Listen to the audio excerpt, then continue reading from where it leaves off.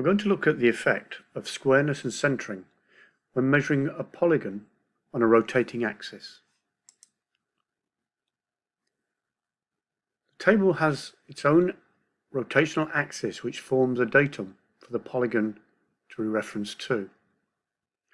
When mounting the polygon, we need to pay special attention to how central and how square it is to this rotational axis. Let's look at centration. We can see that the polygon is mounted eccentric to the rotational axis. This will form a relationship across the autocollimator wavefront which shifts left and right. As we rotate,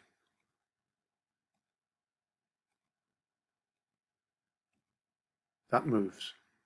You'll notice that the x-axis figure did not move.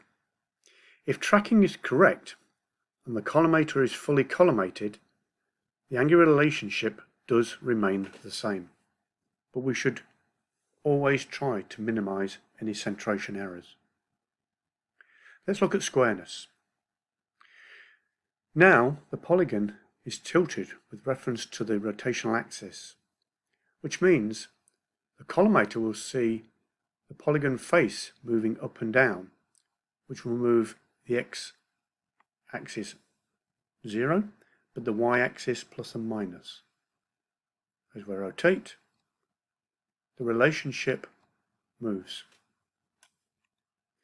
We can eliminate this by using a leveling table, which has orthogonal adjustment for taking out the leveling errors.